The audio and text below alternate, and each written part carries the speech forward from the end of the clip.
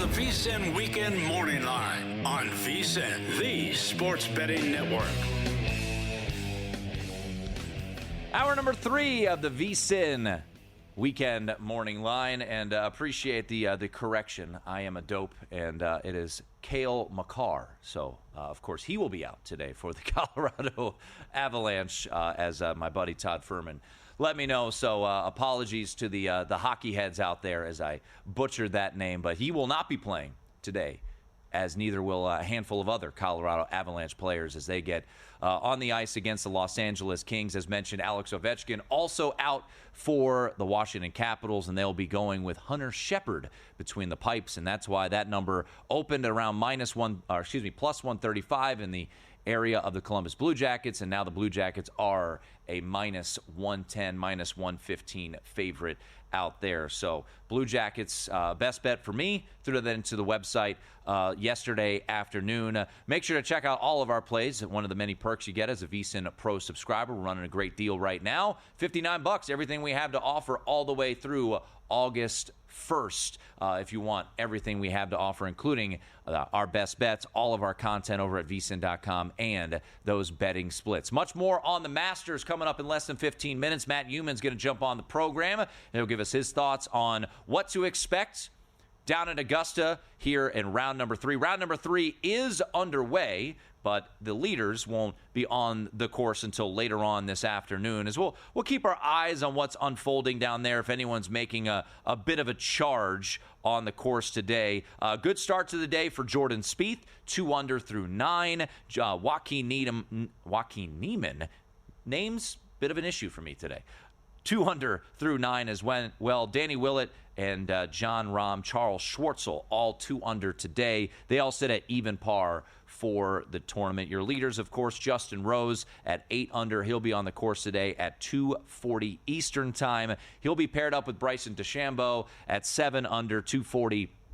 He will get on the course. Rory McIlroy, a 72 on Thursday, 66 yesterday to get to 6 under. He's your betting favorite, albeit ever so slight, to win the Masters and to win his first green jacket. Corey Connors, 6 under, and Matt McCarty. How about Matt McCarty's performance yesterday? His card was absolutely wild. Double on 1, bogey on 2, and then he went birdie, birdie, birdie, birdie. 4 straight birdies, 6, 7, 8, 9. Birdie 12, birdie 13, birdie 15, birdie 17, and then a bogey on 18. So he wrapped up his second round with 8 birdies, 2 bogeys, and a double. And Matt McCarty is right now at 5 under, tied for 5th with Shane Lowry. Shane Lowry also had a very strong day yesterday, shooting a 68. The best round yesterday was Rory, who shot a 66. But McCarty and Lowry, Hideki Matsuyama also shot a 68 yesterday. Victor Hovland shot a 69 yesterday. And we'll see if Colin Morikawa, someone I have a little exposure to, can have a solid day today. He is 3 under as well. Morikawa will get his round going at 1:20 Eastern. Scotty Scheffler wrapped up his round with a bit of an ugly finish. Had a bogey on 16, birdie 17, then bogey 18, as that's where you saw the video of him kind of sitting in the trees trying to figure out how to get out of the hazard there. And he wrapped up his round yesterday with a 71. So 1 under yesterday for Scotty Scheffler. And Scotty right now, if you look at the odds board at DraftKings, he sits at plus 360 to win the Masters for a second straight year. Hasn't happened in over 2 decades since Tiger Woods, of course, did that back in, 01, 02. So more Masters thoughts, more Masters bets coming courtesy of Matt Youmans here in just a little bit. UFC 314 down in South Beach, and we will talk to Reed Kuhn at FightNomics on Twitter. He'll jump on the program. Always love talking to Reed, getting his thoughts on the card, and we'll see what bets he's got lined up for this evening in a pretty loaded up UFC 314 card tonight down there in South Beach, as we'll see if Volkanovski can grab the belt back. He is a slight favorite at around minus 155 or so for the main event tonight. All right, I wanted to get back to the news of the morning, and 2 things here from a quarterback standpoint. We get the news last night out of New Orleans that it seems likely that Derek Carr, or possible, that Derek Carr could be out for the year. Put that to the side here for just a moment. How about the news that came out this morning? And it seemed to be trending in this direction. And Tennessee, I believe, has their spring game today, that they will be without Nico Iamaleava moving forward. So Nico, a guy that really grabbed a ton of headlines before he went to Tennessee because of the reported NIL package that he was going to receive to go to Old Rocky Top. Starter last year, was fine, 1-2 against ranked opponents. Look, I was a believer that Nico could be a Heisman candidate. I did this whole long spiel on my podcast over the summer saying, look, if you like a quarterback, you'll get a better number during the season. And, of course, I ended that lengthy discussion saying, yeah, but I'm still going to bet Nico. And I bet Nico at around, I think, 18-1 to win the Heisman Trophy. Last check, that didn't come home. He did not win the Heisman Trophy, and he will not be a Tennessee Volunteer next year. And now there's rumors, I don't know if they're true or not, I kind of want to believe them, that Dan Lanning of Oregon is the one that tipped off Josh Heupel a little bit that your quarterback's sniffing around.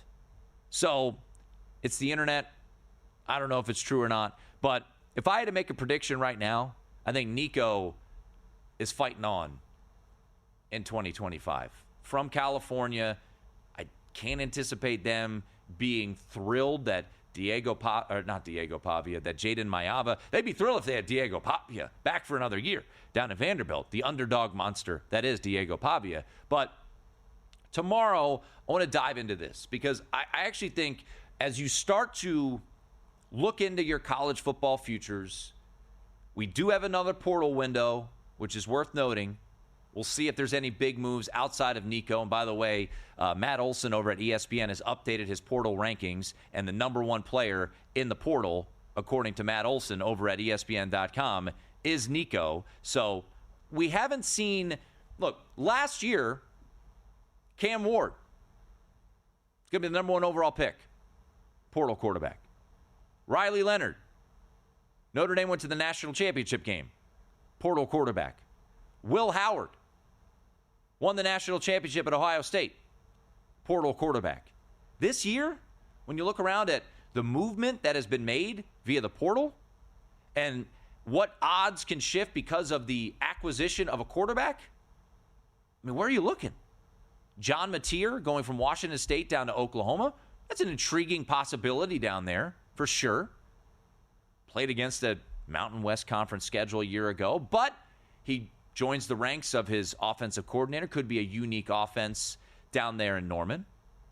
But you look at the top of the odds board right now for college football, and this is one I wanted to discuss more at length tomorrow, was there's not a ton of portal quarterbacks this year. Ohio State, Julian Sayin will probably be the guy, right? Texas, Arch Manning.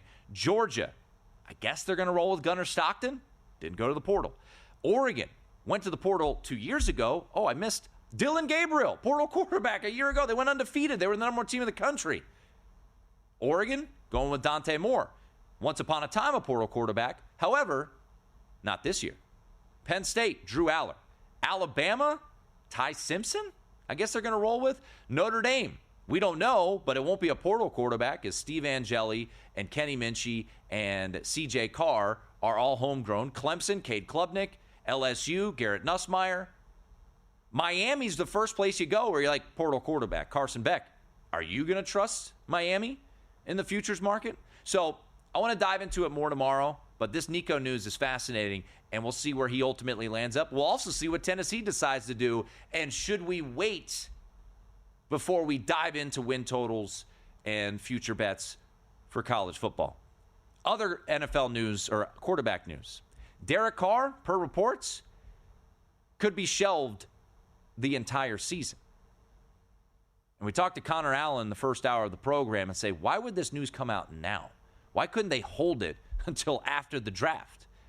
The New Orleans Saints have the 9th pick in the NFL draft. Todd McShay had his most recent mock come out earlier this week. He had Jackson Dart going 9 to the New Orleans Saints ahead of Shedeur Sanders.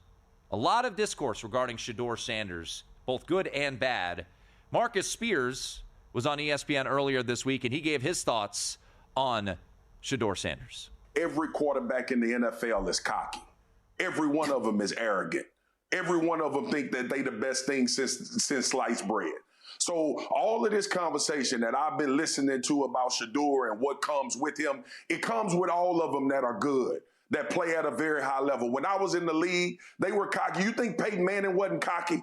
You don't think Tom Brady was cocky? You don't think Patrick Mahomes is cocky and arrogant about how good he is at quarterback? I haven't met one in the NFL that don't think they the best guy to turn the ball loose on Sundays. So this being some kind of knock and wearing jewelry and talking like he talks and operating like he operates, all of that stuff is who these guys are. I don't think that, in my opinion, has a ton to do with it. And, you know, I thought Mike Sanford made a pretty strong case for Shedeur Sanders earlier this week. But once again, I go back to these next couple of weeks are going to tell you a lot about where we are from betting the NFL draft. We can all have our own opinions.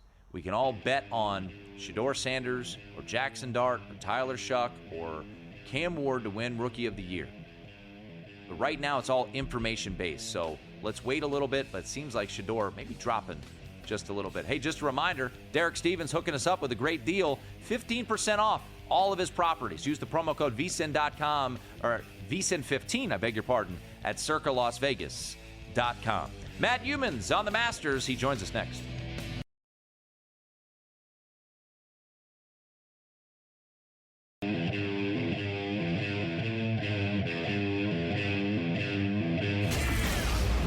Tuned in to the VSiN Weekend Morning Line.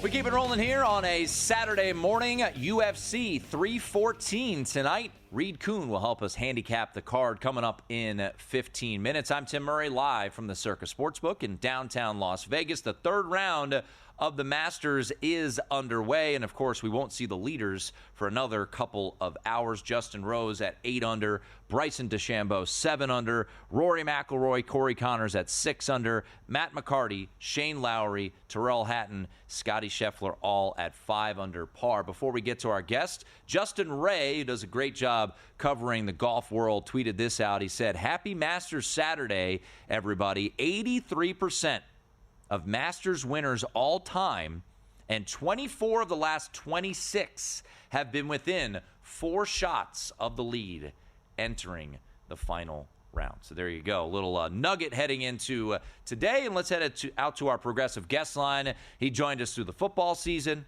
then into the college basketball season, and he loves to bet golf, and he'll be sitting down, not making eggs, and watching the Masters today. It is Matt Youmans, my partner in crime from VSiN PrimeTime. Matt, you've got a hefty ticket on Justin Rose. He still remains in the lead. You and I were predicting what we thought he would shoot on Thursday. He shot a 71 on Friday, Thursday night that is, and he still remains in the lead. What did you make of Justin Rose's Friday performance, and where are you heading into today on Mr. Rose?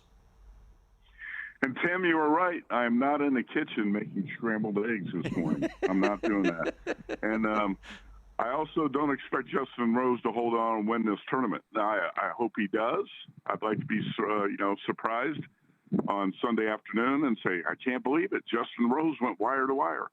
You know what? At some point today, he's going to lose the lead. There's no doubt about it. You got some big guns chasing you when you're looking at Bryson and Rory and Scotty Scheffler. You can't hold off all three of those guys. It's just not going to happen.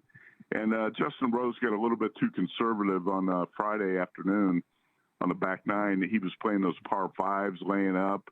He was leaving shots short. You know, when you have the lead, you tend to get a little bit too conservative and tight. You don't want to blow it and make the big mistake. And that's a lot of times why you see leaders lose it over the weekend in golf tournaments. It happens most of the time because the players who are chasing are more aggressive, and they will play loose. I said this last night in the show with JVT. I don't really like this phrase a lot, but it's kind of true. when you're chasing, you're playing with house money a little bit. And that's what Rory McIlroy is doing here, because he got buried by a lot of people after that Thursday round.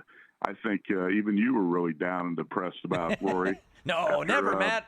Never down and depressed. He doubled. Let's say you were angry. He doubled 2 holes on the way in, and he goes from 4 under to even, and everyone thought he was dead. This is not the year for Rory. Maybe next year. Well, he didn't have to wait too long. About 16 hours, and the guy's right back in the picture as a contender to win this thing. So, I think the pressure was off him a little bit. Rory doesn't play well when the pressure's on, and that's why I think he played so well yesterday. It's going to be interesting to see how all these guys play today. Tim, we could be headed for a classic Sunday afternoon showdown here with Scotty Scheffler, Rory McIlroy, and Bryson DeChambeau all trying to win the green jacket. How great would that be? I'd love to see Justin Rose hold him off. I just don't think that's going to happen. I should have bet him first-round leader, because he's now had the first-round lead at Augusta 5 times.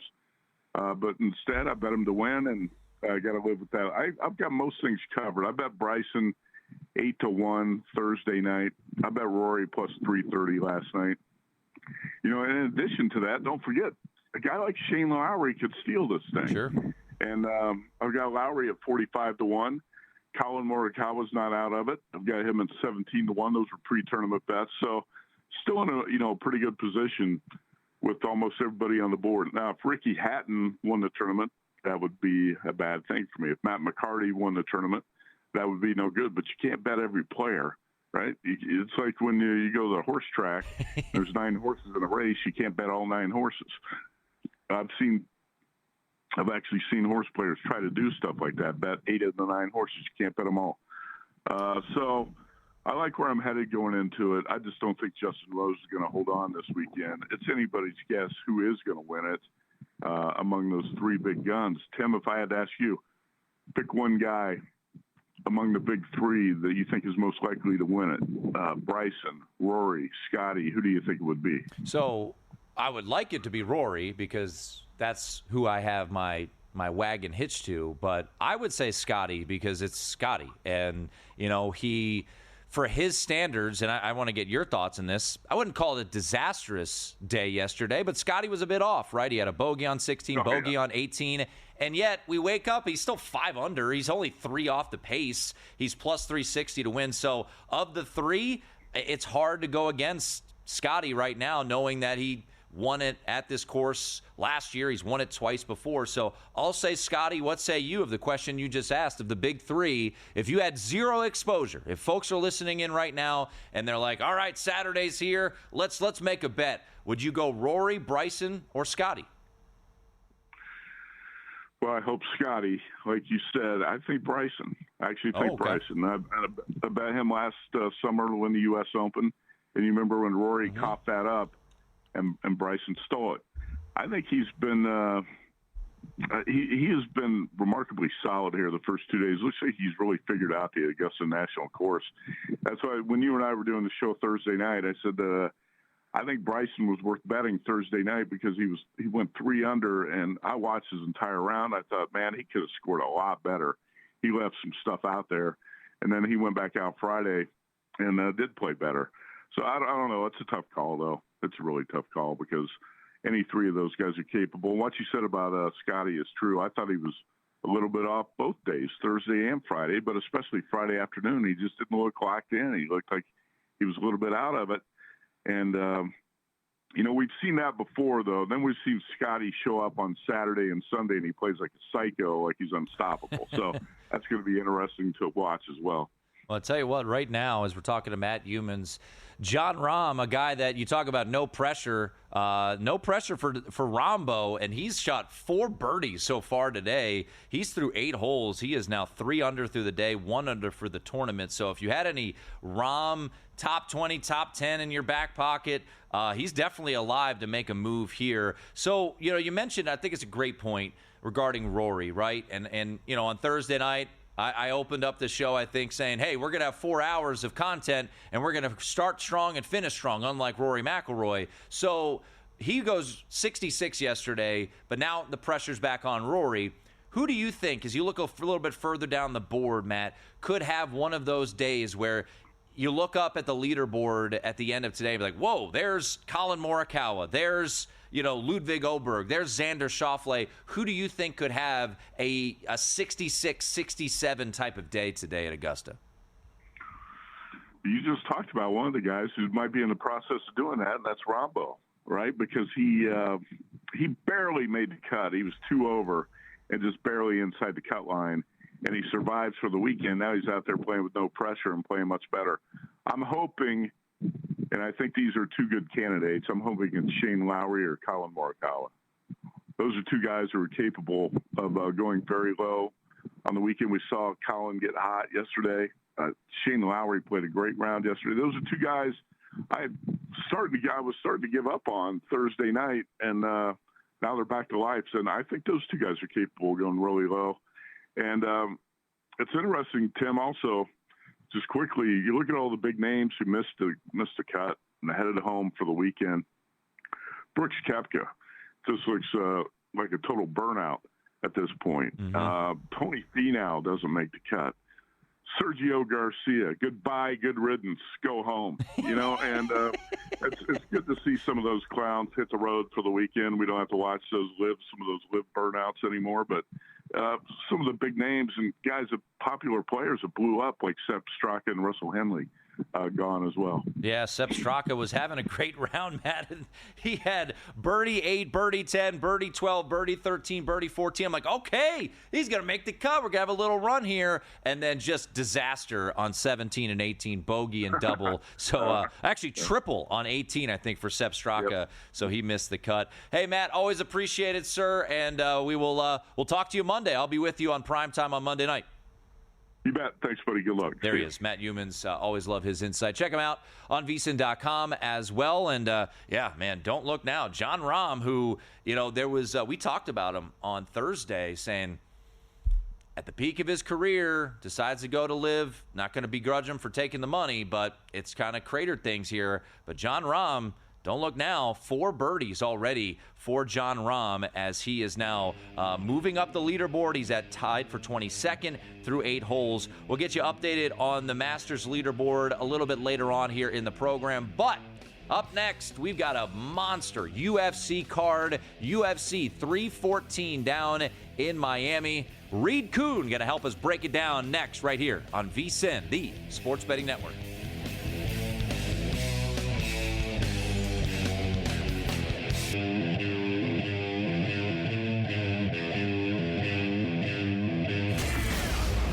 Tuned in to the VSiN Weekend Morning Line. Keep it rolling here on a Saturday morning. One of my best bets about to get underway. We'll see if the Washington Capitals, who will be shorthanded, no Alex Ovechkin, got a backup netminder in Hunter Shepard. We'll see how they fare today, as we've seen a big movement in that market. I'm in on the Columbus Blue Jackets against the Washington Capitals, so that about to get underway there in Columbus. Later on tonight, though, we'll all be sitting back after watching our fill of the Masters, and we'll get to take in a very good UFC card, UFC 314. Lopez Volkanovski is your headliner, and to help us break it down, you can follow him on social media at FightNomics. It is Reed Kuhn. Reed, before we just jump into your plays, looking at this card for UFC 314. No overwhelming favorites, so it does look like on paper these should be some pretty competitive fights down there in Miami later tonight. Nope. Do we not have Reed? All right, we will try to reconnect here with Reed Kuhn here in just a moment. So it looks like a little frozen up. So I think we are efforting that. All right, let's bring back in Reed Kuhn so we have figured out our technical snafus here. Reed, just before we dive into all of the fights here, overall, how would you rate this card? It looks like to be notable names and a pretty competitive card as we head down to Miami tonight. Yeah, notable names. I think you get a good mix of everything. You've got some sheer violence with some of the light heavyweights. You've got striker versus grappler matchups that are going to be pretty tricky. You have some questions as to who's going to move up in the division in featherweight. It's got a little bit of everything. I think I usually can tell how good a card is based on how much my phone blows up on fight day and how good a steak I'm going to be cooking. Yeah, so we will. Will you be cooking a big steak? I guess that's the question. Oh yeah. It's filet mignon night. It's classic steakhouse. There we go. All right, the Reed Kuhn Steakhouse is cooking up filet mignon. So hopefully we can cook up a little extra money in our pockets. Let's get to the main event, and it is Volkanovski against Diego Lopez. And right now, around minus 155 or so is where Volkanovski is as the favorite. What do your numbers come out for this title fight tonight? Yeah, I'm leaning Volkanovski here. It's not a huge lean. Honestly, I was interested to see that the price actually went towards Lopez earlier in the week, and then it immediately bounced back yesterday. Not sure how much of that was my fault. But I think when you look at Diego Lopez in isolation, he looks great on paper. And I agree that there's some recency bias. He's been looking phenomenal. I think the matchup with Brian Ortega, he looked great. He put on a striking clinic. But let's not forget, he only has 50 minutes of fight time. We're looking at Volkanovski on the other side of the page. His striking metrics are actually superior on almost every variable, and he's earned that against stiffer talent over a longer period of time. So really the only hesitation on my part is whether or not the two recent knockouts for Volkanovski are going to drag him down, if that's his big liability here. But he is the superior technical striker, I believe. So that's why I'm still leaning for the former champ. Yeah, Volkanovski right around minus $1.50, minus 155 there, the main event. Any thoughts on the length of fight? I think 3.5 over minus 20 is somewhere in the ballpark for the length of this fight.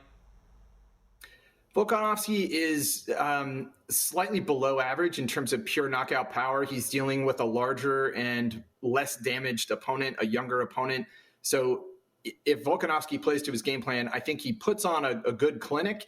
He scores a lot of points. He edges out the rounds, but I'm not sure you're going to see a quick put away. If anything, you see that Holloway style of the damage accumulates and maybe he gets a late finish. I just don't think it'll work early. I don't run a quantitative view on the totals. However, I do see ingredients here that if you're taking the Volkanovski side, you probably want to go the over.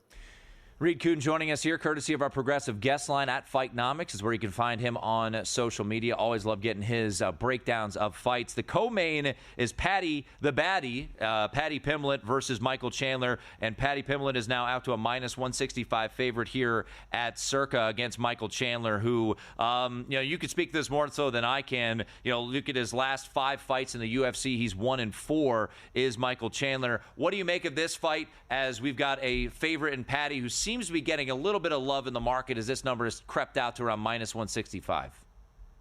Yeah, I think that's expected. I was expecting the price to creep up a little bit. I am also on Paddy Pimblett here. 39 is a tough age for Michael Chandler to try to turn around a losing streak against a young up-and-comer like this. We acknowledge he has the offensive weapons. He has the power. He swings for the fences. But Chandler hasn't always used his wrestling very effectively.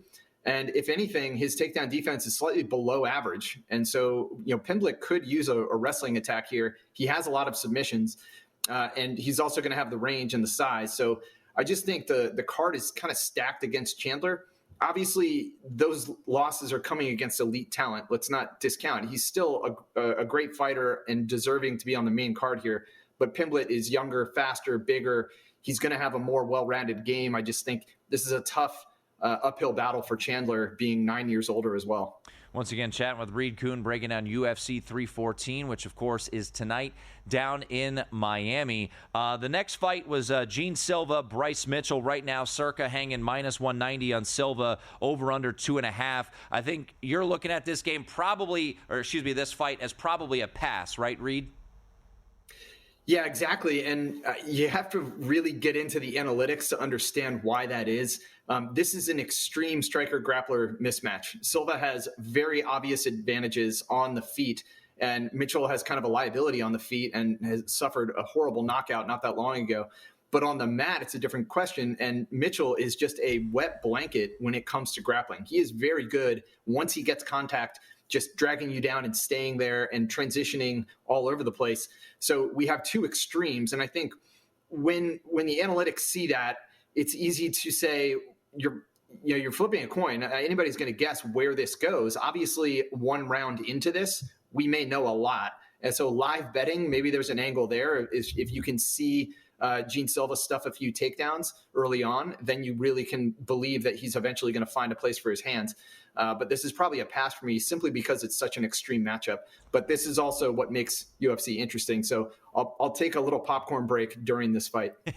We're talking to Reed Kuhn once again at FightNomics, who breaks these fights down from an analytical standpoint. A lot of people like to look at the dogs. There's not any massive dogs, at least in the later portion of the card. But Shane Woodson right now around a minus 190 favorite, and you think he could be a little bit vulnerable here tonight? Yeah, he is. Danny Ige is a really gifted striker. The problem is that he is so small for his division, and then he's fighting someone who is very large for his division. Woodson is going to look like he's in a completely different weight class, maybe even 2 weight classes different. He's just massive size differential. But on just an efficiency standpoint and a skill standpoint, Danny Ige can knock people out. He's done it 7 times. He's put people on the canvas. And that's a liability here because Woodson, I think he's good. I wouldn't say that's his strength necessarily. It's the range. That's what worries me. But when I trust the models, I train the models so that I can trust them. I'm not going to intervene. I think I am going to have a small play on Dan Ige. All right, Dan Ige around plus right now, plus 165. I said Sean Woodson, I beg your pardon there, is the favorite there for UFC 314. Reed, as we look a little bit further down some of the earlier fights, are there any other dogs that jump out to you as a possible play earlier in the card? Yeah, Darren Elkins is an interesting fighter. He's kind of the definition of a grinder. One of the more glaring, ridiculous tattoos on his chest, but the guy is willing to go 3 rounds and just outwork you. And he'll do that on the mat if he has to. Julian Erosa has been a little susceptible to that. His takedown defense is average. When he's on the mat, he tends to get taken advantage of. And so Darren Elkins does have a path to victory if he works the cage, drags it down, and turns this into a cardio on the mat contest. And so I think Elkins by decision is one of those long shot props that actually has a pretty decent chance of hitting if he survives the early onslaught. So Erosa, I think he's a bit damaged. He's had 8 knockdowns received, only 1 scored. That's a big liability. And so normally you would not see me betting on a guy who's north of 40 years old, Darren Elkins, but I do actually think he has a shot here. Darren Elkins, by the way, at Circa right now, plus 555 to win by decision. He's plus 235 to win the fight just there on the money line. Reed, enjoy that filet mignon, and hopefully we have some winners as well. Enjoy UFC 314, man. Appreciate the insight. Thanks a lot. Have a good day. There he is. Reed Kuhn, always love his insight. You can follow him on social media at FightNomics. Definitely a different way of handicapping, and I appreciate his breakdowns as always when it comes to UFC. So some thoughts there. Does lean both favorites in both the main and co-main with Pimblett and Volkanovski, both around minus 150-ish for Volkanovski, and looks like minus 165 or so for Paddy the Baddy. All right, we will put a bow on the show. Some interesting news out there regarding the Nico transfer, where he could head. A team that I thought could be in the chance for him may not be. Hey, just a reminder, you could get VSiN Pro for just $59 all the way through August 1st. That includes our daily best bets, exclusive betting splits. Check it out, vsin.com/subscribe.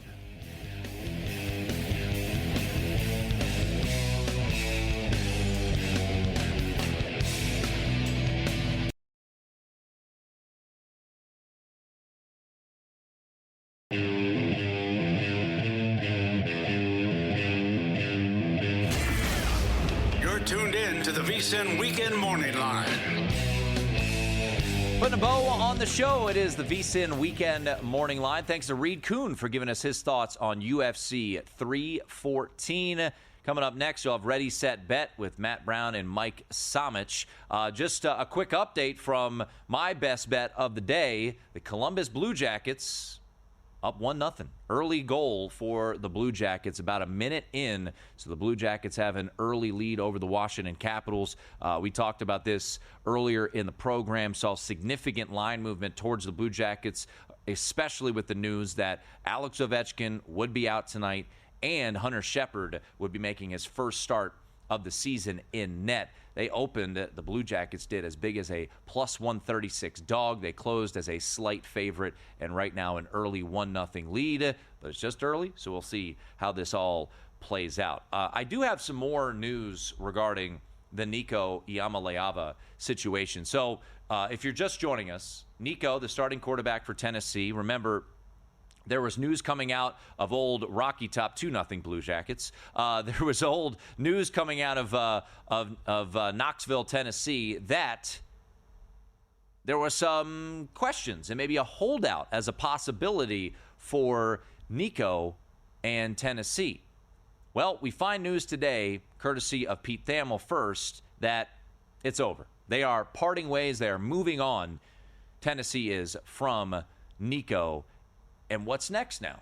And I speculated that maybe USC could be a possibility there for Nico, being from Southern California. Well, John Bryce, who is very piped in over at Football Scoop, he tweeted this out, or Football Scoop tweeted it out, said, per John Bryce, neither Notre Dame nor USC have any interest in Nico. This all feels like a disaster we're all going to watch play out in slow motion. And John Bryce doubled down here, and he said, in all caps, important to note here, am told emphatically that neither Notre Dame nor USC has any interest whatsoever in Nico. I don't know how this is going to play out, but I do find it very interesting when you look at the quarterbacks in college football this year. And as mentioned, I'm going to do my homework tonight, especially with this news coming out this morning. I want to look at the top 10 quarterbacks, because I think if you did this exercise at home and you ranked the top 10 quarterbacks returning in college football this year, I think you would have drastically different top 10s. I know Bud Elliott, my friend over at CBS, put 3-0 Blue Jackets. Here we go, baby. Here we go, Blue Jackets. 3-0, 4 minutes, 5 minutes, and 16 seconds in. There we go, baby. When you look at who's coming back, Arch Manning's the betting favorite, and that makes sense to win the Heisman Trophy. However, do you really trust Arch Manning as of right now? By the way, that goal was wiped off, so it looked like it was 3-0. It has been wiped off, so the Blue Jackets will keep a 2-0 lead right now. As I'm sorry. I know this is not good radio television, but I'm watching this, and I don't know what the heck Hunter Shepard, making his first start of the season, is doing as he's behind the net on a goal that was just disallowed there from the Blue Jackets. But still, 2-0 lead for the Columbus Blue Jackets right now over the Washington Capitals. But I'll sum it up here, and we'll talk more about this tomorrow, because to me, my top quarterback coming back this year is Cade Klubnik. Now, full disclosure, I feel like I've been in on the Cade Klubnik camp for about a decade now, and I was impressed by how the season ended for Cade Klubnik. But, I mean, you can look up and down the names that are out there, and I think you could come away with a really different top 10. So I'm going to put together a top 10. We'll talk it out tomorrow on the show. But Nico Iamaleava won't be at Tennessee, and according to John Bryce of Football Scoop, he won't be at Notre Dame, and he won't be at USC, which I thought USC was a possibility for Nico, but apparently USC going to be riding with Jayden Maiava as their starting quarterback moving forward. All right, the third round of the Masters is well underway, and a quick check of the leaderboard here for this spot for the Masters, and Jon Rahm has gotten off to a really impressive start to start the day here. We'll see how far he can climb up the leaderboard, as right now Jon Rahm through the first, as I look it up, actually has taken a little bit of a step back here. Jon Rahm had gotten off to a great start. He did just bogey 10, so right now he sits at even par. He's still 2 under for the day. Some golfers having a great start to the day. How about Zach Johnson? Eagle on 2, birdie 9, birdie 10. He's 3 under for the day. And Patrick Cantlay, he is 3 under for the day. He had an eagle on 8. But your leaders atop the Masters leaderboard, which will get out there in the 2 o'clock Eastern hour. Justin Rose, 8 under, 240. Bryson DeChambeau, 7 under. He'll get back out there, 240. Rory McIlroy at 6 under. He'll be out there at 2:30 Eastern time. Bryson DeChambeau, someone that Matt Youmans discussed earlier in this hour as someone he thinks ultimately will don the green jacket down there in Augusta. He gave his thoughts on the final 2 rounds for him heading into the Masters. I mean, I'd always say to win, it takes a little bit of luck and a great amount of skill set. I feel like my skill set's the same, if not a little bit better in certain aspects. So I'm just going to give it my absolute best, and whatever happens, happens, and I'm okay with whatever does happen, because ultimately it's not everything, but it would be amazing to win. It's just continue to keep putting myself in positions like this. I mean, look at Bryson DeChambeau last year, runner-up at the PGA Championship in May, and followed that up by a win at the U.S. Open. The incredible up and down out of the bunker to get the victory there. And, of course, Rory McIlroy, who should very well be in contention throughout the weekend. He was the one who missed not 1 but 2 short putts at the U.S. Open back in June. So plenty of Masters talk, coming up top of the hour. Matt Brown will have you covered. Matt, one of the great handicappers from a golfing standpoint here at the network. So, look, I am in on Rory, and hopefully Rory is going to be able to bring this one home. I bet him at plus 725 at Circa prior to the start of the tournament. Have him top 5, have him top 10. Also in on Colin Morikawa. A couple of the other best bets that didn't ultimately work out well. We had Scott Van Pelt on the show last Sunday, and he said, look, a long shot could be Sepp Straka. As I did a little more homework, people were interested there. Sepp Straka looked to be having a great round yesterday until he absolutely imploded on 17 and 18 with a triple on 18 there. So fascinated to see how the day plays out. Just a quick update on where we are here in round number 3. Jordan Spieth, he is having a very strong third round. He has had a birdie on 8, 9, and 13. So Jordan Spieth now 1 under. He's tied for 22nd. Mentioned Patrick Cantlay. Max Homa, someone that I believed wouldn't even make the cut, had a very good second round yesterday as he had birdie 8, 13, and 15 to wrap up his round. He made the cut, and Max Homa right now is 1 under through 3. He had a birdie on 2. So Max Homa now up to tied for 22nd. I tell you what, Max Homa, if you were out there in some of the markets, I think he was as high as 300 to 1 to win it outright. Obviously, that is very unlikely to come to fruition. However, you do look at him from top 20 market. I'm sure you could have got a pretty good price on him moving forward. But it all gets rolling with the leaders in the next hour, and Mike Samich and Matt Brown will have you covered there when it comes to that. Another play that I threw into the old account to see if we could get it home.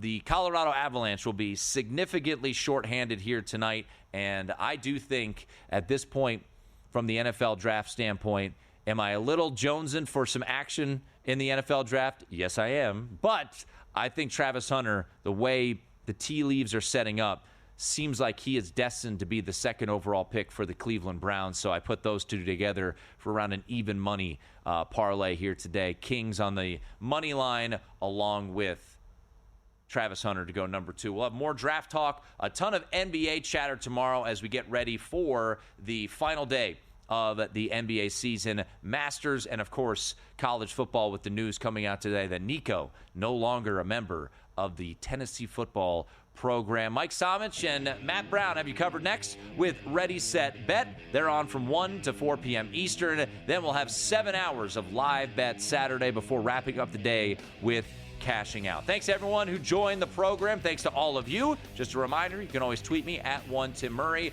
I'll be back tomorrow morning at 10 a.m. with the VSiN Weekend Morning Line. This has been VSiN, the Sports Betting Network.